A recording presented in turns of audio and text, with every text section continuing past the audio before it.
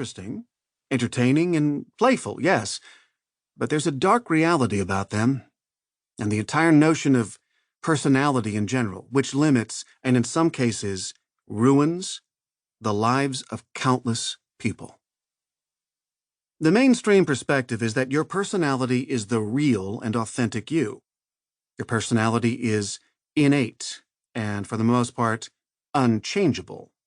As a result, your job as a human being is to gather enough information and experience to find the right personality test in order to adequately discover your hidden personality. Once you make this all-important discovery, you are then enabled to build your entire life around that personality. This life you build may not be the one you'd have chosen for yourself, but it's the life you were born to live. It's the hand you were dealt. To do anything otherwise would be disastrous, painful, and delusional. Through all of this is the underlying assumption that you were born hardwired as the person you are, and you cannot change that. The truth is, though, that virtually everyone wants to change their personality. Recent research at the University of Illinois proves this. Over 90% of people report being dissatisfied with at least some aspect of their personality, which they hope to improve for the better. Despite wanting the change, people have been led to believe they can't. Many popular schools of psychology argue that personality is innate, immutable, and fixed.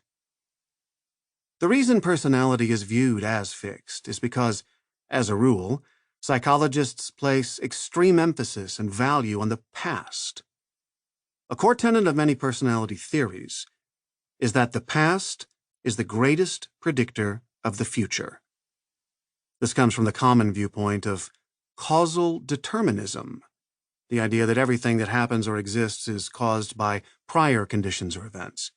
From this view, people are caused by prior events like one domino in a toppling chain. The word caused here is extreme, not influenced or guided, but caused. Being caused by the past means you have no choice or possibility in the matter of who you are and what you can do.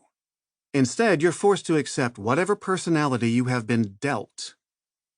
Who you are right now is simply a domino being toppled over by your past experiences. You can't change the past. You can only discover and better understand who you really are and why. This is why people seek to discover or find themselves. They are looking for who they are. For most, the notion that you can imagine and create yourself and your own personality almost sounds ridiculous, like magical thinking. But does it have to be this way? Is your personality actually fixed and unchangeable? No, it's not. And there is a lot of data, especially newly unearthed data, that proves this. If you're someone who's tried making big changes in your life but feels stuck or discouraged, then this audio program is for you. The argument of this book is that your personality doesn't matter.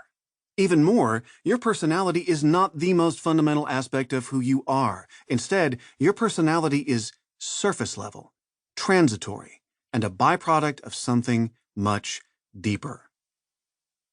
The most fundamental aspect of your humanity is your ability to make choices and stand by those choices, what Viktor Frankl called the last of human freedoms, to choose one's own way.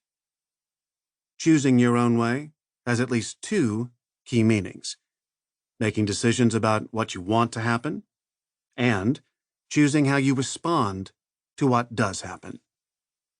Choosing one's own way is what makes one human, and the more you own the power of your own decision-making, the more your life and outcomes will be within your control. Making decisions and choosing your own way are not necessarily easy. There are constraints that both limit and heavily influence your ability to make choices. The two most crucial factors influencing your ability